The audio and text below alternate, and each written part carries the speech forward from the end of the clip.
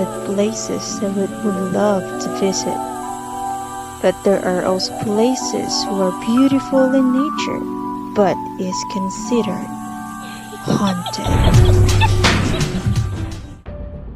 The Whitehall Mystery and its Killer. In the mid-19th century, Britain experienced an influx of Irish immigrants who swelled the population of the major cities. 55% of children born in East End died before they were 5 years old. Robbery, violence, and alcohol dependency were commonplace, and poverty drove women to prostitution to survive on a daily basis.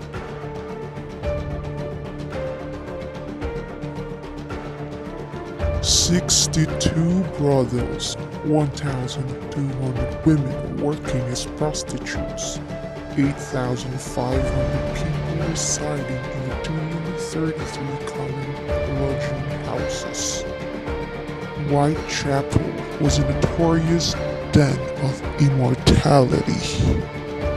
11 separate murders stretching from April 3, 1888 to February 1891. Murders linked to the same culprit. 5 of the 11 murders, known as the Canonical Five, worked of Jack the Ripper. Jack the Ripper is a serial killer active in the largely impoverished areas in and around the Whitechapel district of London in 1888. From 1888 and 1891, 11 brutal murders committed in Whitechapel and Spitalfields, and the Canonical Five were Mary Ann Nichols, Annie Chapman, Elizabeth Stride, Catherine Eddowes, and Mary Jane Kelly. How was these girls being murdered? Let's start with Mary Ann Nichols. She was discovered at 3:40 a.m. on Friday, August 31st, 1888, in Boxborough, which is now called Durward Street, Whitechapel. Her throat was severed by 2 cuts, one of which completely severed all the tissue down to the vertebral.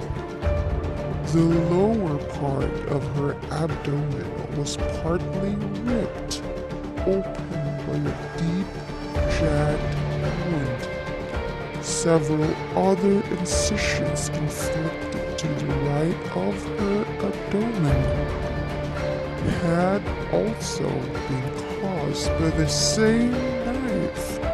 Each of these wounds had been inflicted in a downward and thrusting manner. Now let's go to Annie Chapman. She is found 6 a.m.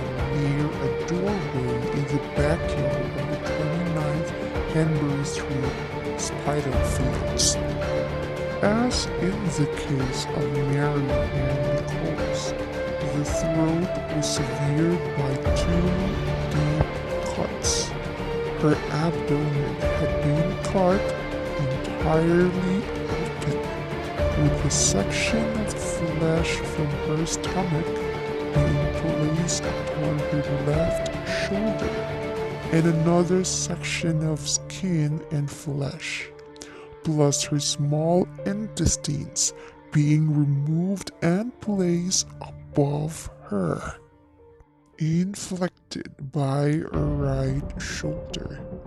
Autopsy revealed that her uterus and sections of her bladder and vagina had been removed.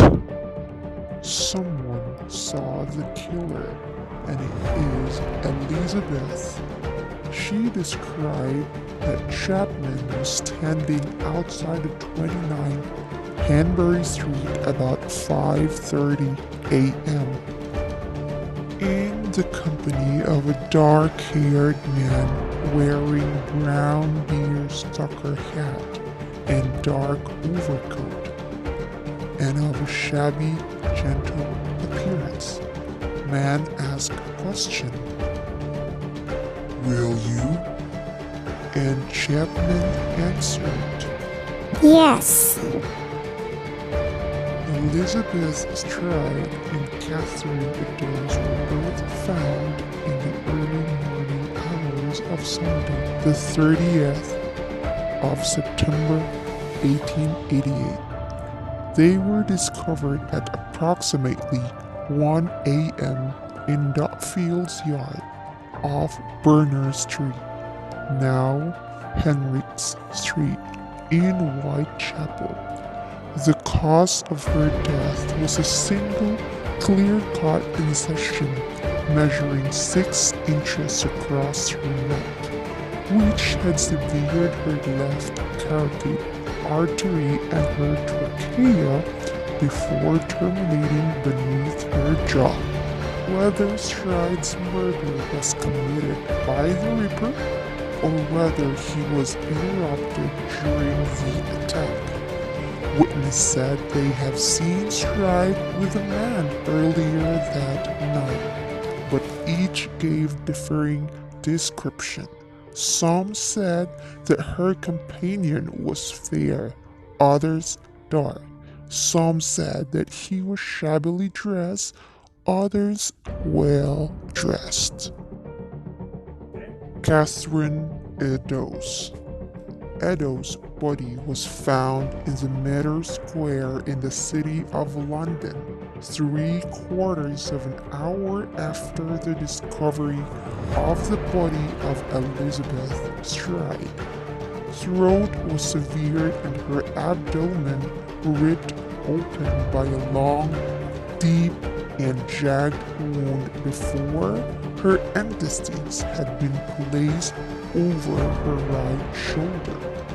The kidney and the major part of his uterus had been removed, and her face had been disfigured with her nose severed. Her cheek slashed and cuts measuring 1/4 of an inch and 1/2 of an inch respectively vertically incised through each of her eyelids.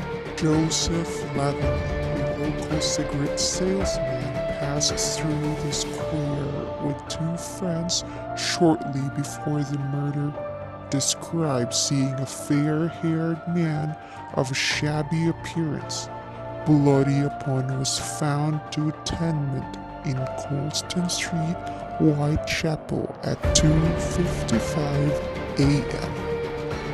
The last murder is the worst.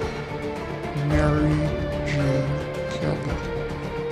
The extensively mutilated and disemboweled body lying on the bed in the single room where she lived at 13 Miller's Court off Dorset Street, Spitalfields at 10:45 a.m.